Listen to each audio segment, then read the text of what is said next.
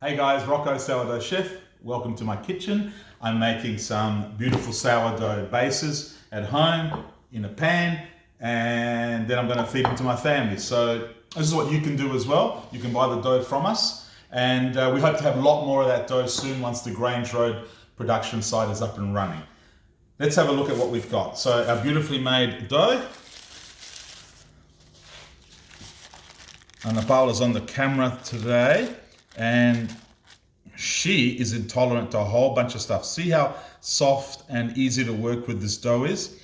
It's just so easy. What we're going to do is put it into the pan, okay, which is here. And to make it easier for us to work with, you can do this with olive oil if you want. That's up to you.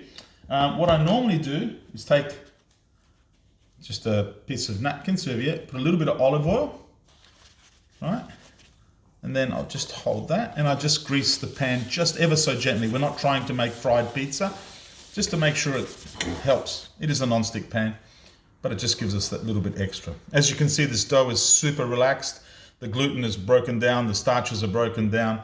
So easy to digest. I'll put a little bit of rice flour. Again, rice flour is a gluten-free product. Not because we're trying to make a gluten-free pizza, although it's very light in gluten, but because this type of dough has already broken down the gluten to a point where you don't want to put normal flour back in and have that gluten. So what I tell people is, as you can see, I'm stretching it very simply by hand, taking up as much of the pan as it lets me. Okay, it's that simple. A little bit extra flour, and I put it on my knuckles and I just pull it gently. Then I twirl it and I pull it gently again, just like this. Okay, then if you've got too much dough on the borders, just let gravity do the work. Hold it without squeezing the borders, because you do want them to puff up a little bit, and just, I think you can see what I'm doing. That just lets you get a nice big pizza ready to go into your pan, okay? And you stretch it out. Let's say I stretch it too much. Let's say I actually break it like that, accidentally. Well, that's easy. I just bring it together, pinch it, and it's fixed. See how I did that? Okay, so now we're gonna make a red base. White base is simple. You just put olive oil, spray water, put cheese, and then you put it under the grill. But if we're making with passata, so any brand really, just open it, 1 heaped teaspoon of salt, a couple of squeezes, 3 let's say actually, of extra virgin olive oil, and shake. That's Italian pizza sauce. It's never cooked. It's always only cooked whilst it's in the oven. If I want more to that, some parsley, basil, anything you like. Break it so it releases the essential oils of the herb, and 1 big clove of garlic, as much or as little as you want. Break it up more, chop it. I'm just trying to give you the idea of what we do. Put it in. Okay. So, base is there, resting in our pan.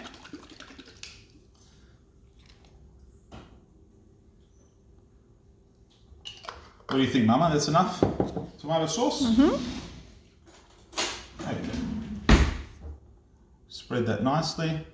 We're going to take that over to the stove top and cook it about 3 minutes, 2 to 3 minutes, just enough so it moves off the pan, and we can top it and pop it in the oven or under the grill. Let's go to the stove top. Hey guys, we're back. Let's put that on low, a little bit of a spray, and you can see this has been going about 2-3 minutes on my stove top. Really starting to look nice underneath, as you can see, getting some nice bubbles up top. We're done, because the minute I can move my base around, it's ready to go, because it's done as a base. So we're just going to put it back over there, and then pop it in the oven.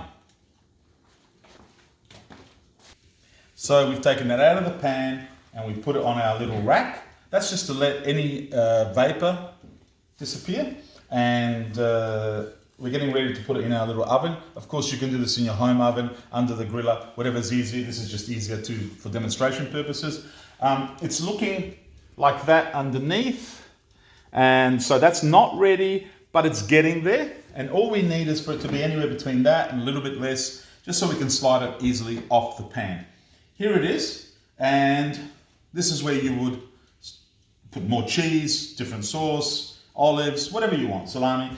The best way to cook pizza, in my experience, is not all ingredients need to be on the pizza from the first moment.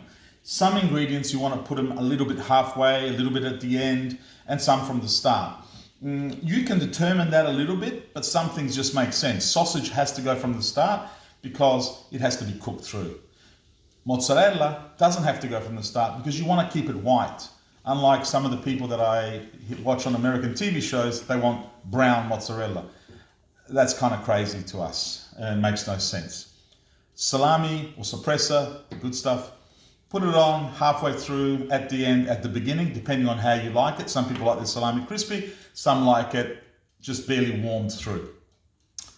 Let me put it into our little home oven here, just to show you that incredibly we can make it puffy and crusty and leopard spotted at the top.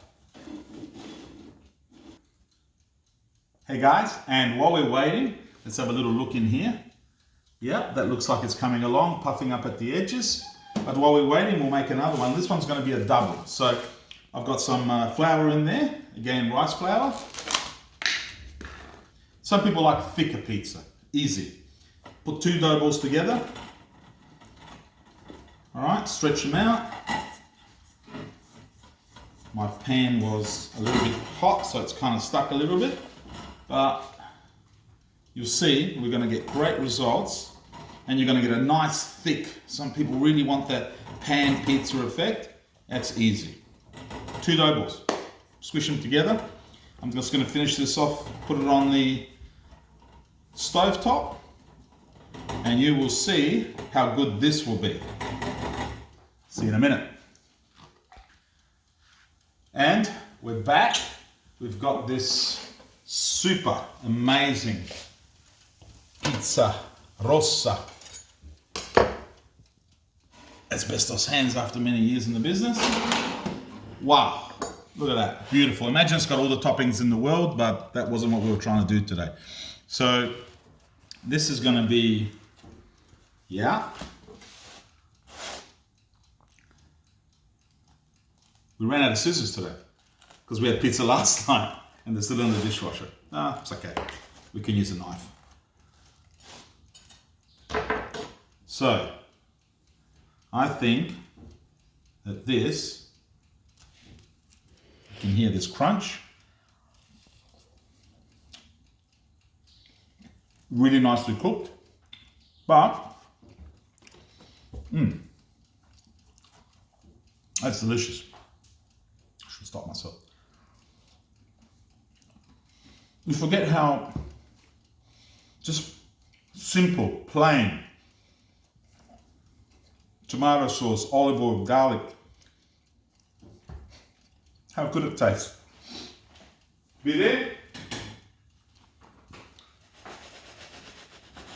Here's our double. So this is ready to go. I'll get my egg flip just to show you. So this is ready. It comes out. Now that's a big, thick double pizza. And that is big and thick, and when that goes into here, I'm actually going to have to drop it. I love this little baby oven. How easy is that? Hey, you are going to see that right at the end, and then I will finish the video for today. See you in about 3 to 4 minutes. And we're back with the double doppia, 2 sourdough balls together, which we put into the pan, and then we got them, let's not burn ourselves, and we got them into a base, and now, yeah, whoa, that was heavy. Here's the double, because I've got a lot of people, sometimes they say, they like it thicker, they like more dough. So here's the difference. I guess you can see it side by side. That's the single dough ball, and that's the double. Which one do you like? It's up to you really, they're both great, and we're both happy to eat some of either of. Crunch.